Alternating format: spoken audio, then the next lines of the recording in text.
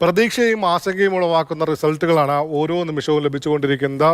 ഇപ്പോൾ എല്ലാ ശ്രദ്ധയും ഈ കാണുന്ന മൺതിട്ട കേന്ദ്രീകരിച്ചാണ്. ഏകദേശം 60 മീറ്റർ മാറി, പുഴയോരത്ത് നിന്ന് 60 മീറ്റർ മാറിയാണ് ഈ മൺതിട്ട കാണപ്പെടുന്നത്. ഈ 60 മീറ്റർ മാറിയുള്ള മൺതിട്ട കേന്ദ്രീകരിച്ചാണ് ഇപ്പോൾ തെരച്ചിൽ നടത്തുന്നത്. ഇവിടെ ലോറിക്ക് സമാനമായ ഒരു സിഗ്നൽ ലഭിച്ചിട്ടുണ്ട്. ഇത് ഡ്രോൺ പരിശോധനയിലാണ് ഈ സിഗ്നൽ ലഭിച്ചിരിക്കുന്നത്.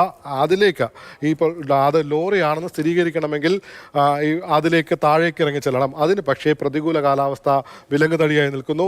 40 അടിയിലേറെ ഈ ഭാഗത്ത് പുഴയ്ക്ക് താഴ്ചയുണ്ട്. ഇവിടെ ഈ കാണപ്പെടുന്ന മണ്ണിന് ഇവിടെ ഒരാൾ നിൽക്കുന്നത് നമുക്ക് കാണാൻ കഴിയും. ഏകദേശം 5 അടിയിലേറെ ഈ ഭാഗത്ത് മൺകൂനയ്ക്ക് മാത്രം ഉയരമുണ്ട്. ഈ കനത്ത ഒഴുക്കാണ് ഈ പ്രദേശത്തുള്ളത്. ഇപ്പോൾ ഉള്ളത് 6 നോട്ടാണ് അതിൻ്റെ വേഗത. ആ നോട്ട് ഒരു 3 നോട്ടിലേക്കോ 2 നോട്ടിലേക്കോ മാത്രം എത്തിയാൽ മാത്രമേ നേവി ഡ്രൈവർമാർക്കോ NDRFിൻ്റെ മുങ്ങൽ വിദഗ്ധർക്കോ ഈ പ്രദേശത്തേക്ക് ഇറങ്ങിച്ചെന്ന് പരിശോധന നടത്താൻ കഴിയുകയുള്ളൂ.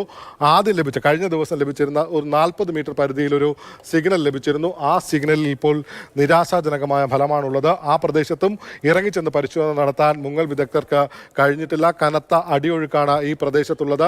അതുകൊണ്ട് തന്നെ പുഴയിലെ അടിയൊഴുക്ക് നിയന്ത്രിക്കാനുള്ള ക്രമീകരണങ്ങളെല്ലാം തന്നെ മറുകരയിൽ നടക്കുന്നുണ്ട്. ഇവിടെ നിന്ന് മണ്ണ് നീക്കം ചെയ്തുകൊണ്ടുള്ള നടപടികളൊക്കെ ഒരു വശത്ത് പുരോഗമിക്കുന്നുണ്ട്. എന്തായിരുന്നാലും കാലാവസ്ഥ അനുകൂലമായാൽ മാത്രമേ ഇവിടെ നിന്ന് പുഴയിലേക്ക് ഇറങ്ങിച്ചെന്നുള്ള പരിശോധന സാധ്യമാവുകയുള്ളൂ.